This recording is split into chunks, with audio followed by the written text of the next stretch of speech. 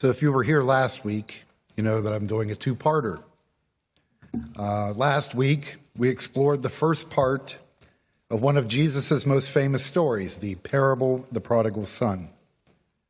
And we met the son, this young man who disrespects his father, demands his inheritance, turns his back on his family to live this wild, destructive life in a distant land.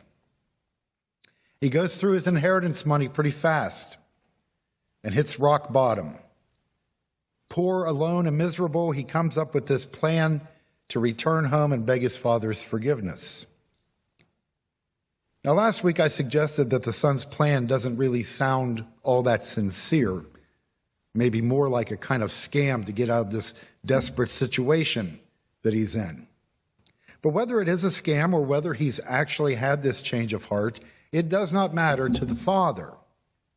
The father welcomes him without apologies, without punishment, and treats him as if he never even left, never sinned. And that's where we pick up the story today as we meet the son's brother. A reading from the Gospel according to Luke chapter 15, verses 25 to 32. Now the elder son was in the field, and when he came and approached the house, he heard music and dancing. He called one of the slaves and asked what was going on, and he replied, "Your brother has come, and your father has killed the fatted calf because he got him back safe and sound." And then he became angry and refused to go in. His father came out and began to plead with him.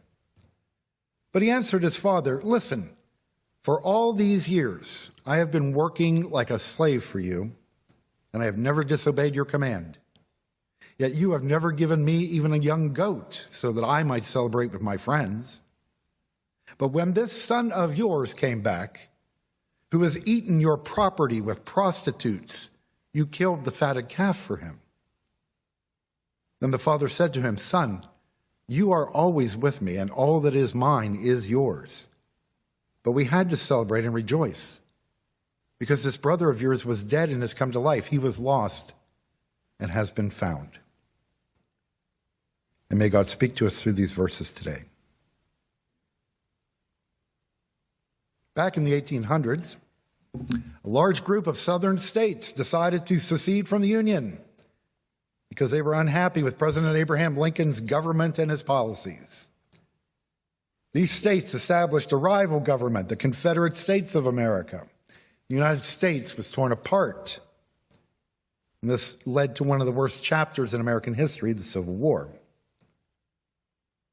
Now, someone once came to Lincoln and asked him what he would do with the Confederates when the war was over.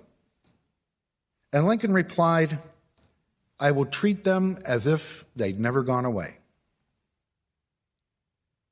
Lincoln understood that if the nation was going to be reconciled, if it was going to be able to move forward in unity, it would have to put aside hatred and vengeance. And his comment also shows a very deep level of compassion for people who had made some very wrong choices. Of course, not everyone agreed with Lincoln's attitude. The idea was, well, these Confederates, they rebelled, they defied authority, they committed terrible crimes. Shouldn't they have to pay for their actions?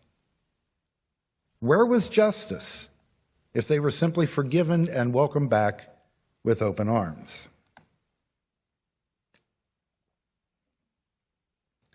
Now, the older brother in Jesus' parable seems to feel that same way. He can't believe their father is being so gracious and forgiving to his younger brother, the brother who broke all the rules, who brought shame on the family. The older brother never left. He remained loyal and respectful. He's a hard worker who kept the place running. When he hears that his father is throwing a party for the younger brother, he gets pretty angry about it, and he refuses to join in. So the father comes out and begs him, but the older brother won't have any part of it. He says, "I have slaved for you all these years. I've obeyed all your rules. I've stayed on the straight and narrow. You never threw a party for me. But this son of yours comes back." Notice he won't even call him brother. He won't even acknowledge that they are family. This son of yours who wasted everything on sinful living comes back and you just fawn all over him. And his point is that that's not fair. That's not right. Where are the consequences? Why bother being good and faithful if there's no reward for it? Why bother being good and faithful if there's no punishment if you're not? Now, of course, the younger brother did face consequences. He ruined his life doing the wrong things in pursuit of pleasures that never last long. He wound up miserable, separated from his father's love. So he did receive punishment, although it was not the father who punished him. Logically, this means that the reward for faithfulness, the reward for devotion, should then be joy and fulfillment. The fulfillment of living a good life in pursuit of the right things. The joy of remaining close to the Father's love. Those are wonderful rewards. Of course, the older brother doesn't think that such rewards are really all that good. They're not really enough. And he certainly doesn't seem joyful or fulfilled. How does he describe his life? He calls it slavery. I've been a slave for you. He describes it as a burden, as something he felt that he owed to the Father, instead of something that he freely gave his Father out of love. And he felt he owed it either because he was afraid of some kind of punishment or because he expected some special reward, something beyond the reward of a good life and his Father's love. And now he is resentful. He resents that his younger brother gets to return to a celebration instead of condemnation. He resents his own life of devotion and hard work because he finds out that the father loves the son who strayed as much as the son who never strayed. The father loves the unfaithful child as well as the faithful child. In fact, what the older brother finds out is that the father does not love either of them for what they do, but rather the father loves them both for who they are. They are both his beloved children, and it is the father's nature to love. That is who the father is. That's who he wants his children to be. Now, it does seem odd, though, that the older brother didn't know this. It never rubbed off on him. The younger brother ran off, spent a lot of time away, so maybe that's his excuse for not knowing the father better. But the older brother should have been smarter. He was there with the father all the time. And yet, apparently, he didn't really know his father. And he had not become more like him. Instead, he grew bitter and judgmental, unforgiving, and self-righteous. Now, when he's having his argument with his father, now is when we might think that the father will finally show some anger. He will finally run out of patience and grace, and he will disown this older brother for his hard-heartedness. But no. My son, he says, you are always with me. You haven't lost anything. You still have your share of my inheritance. All I have is yours. But we must celebrate and rejoice because your brother, and the father makes a point of reminding him they are still brothers, they are still family. Your brother was dead, but now he's alive. He was lost, but now he's found. In other words, my love for him doesn't take away from my love for you. I love you both the same. And you should be as happy as I am that he is back here. And that's where the parable ends. And how do things stand? The younger brother is inside at the party, and the only question is whether he will stay. The older brother is outside looking in, and the only question is whether he will join the party. Now, some have pointed out a very important thing. Nobody has been disowned or disinherited. Nobody has been condemned. The Father is showing the same grace to everyone. If there is any condemnation or punishment, it's what the two sons do to themselves and to each other, the lives that they create for themselves. But it's not anything the Father does to them. The Father loves and forgives them both. Now, some commentators and theologians have pointed out that this parable offers a strong argument for universal salvation. The belief that in the end, God will simply forgive everyone. As one writer puts it, in the parable, nobody has repented, but everyone has been forgiven. Now, there is some merit to that argument, and what if it is true? Universal salvation. In the end, we are all gathered to God in love. Everyone gets to come to God's big party.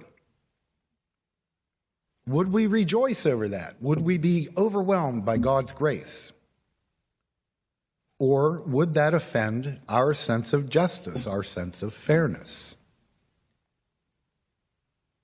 Now, you can read some Christian writers from way back in the first century to today who will actually say things to the effect that heaven will be all the sweeter because we can hear the cries of the damned. In seminary, I knew students who were of the opinion that heaven would not really be heaven unless they were sure some people were being tormented forever in hell. Now, maybe it's just me, but I think that would kind of spoil heaven for me. And frankly, I don't think I want that kind of heaven. But obviously, some people do. They need to know that some people will be punished because that means justice will be done. Where is justice if simply everyone comes to heaven? Now, I also knew some seminary students who said that, well, if everyone is forgiven and saved, why bother being a Christian? Apparently, that means there is no good reason to live a Christian life unless we do it to gain some kind of reward or avoid some kind of punishment. Otherwise, well, we should just live any way we want. We can commit as many sins as we can because there doesn't seem to be any reason not to, right? Not if God forgives everyone and everything, because unless some people get rewarded and some people get punished, then we must be fools to choose the Christian life. Fools to be decent and loving and virtuous, right? Is that what we believe? Maybe that's what the older brother in the parable believed, that he was a fool to stay on the straight and narrow and work so hard for his father all those years, thinking that he was earning his father's love, thinking that he deserved more love than his wayward, sinful brother. Only to find out the father does not love him any more than his brother, but loves them both the same.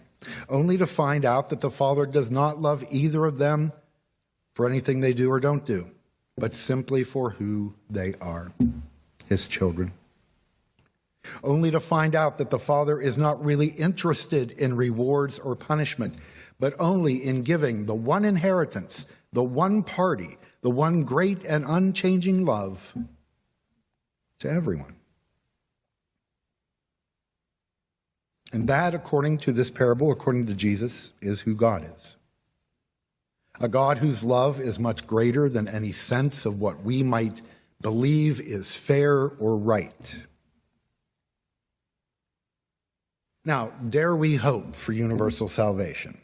Well, whether it's true or not, I certainly think we should hope and pray for it, shouldn't we?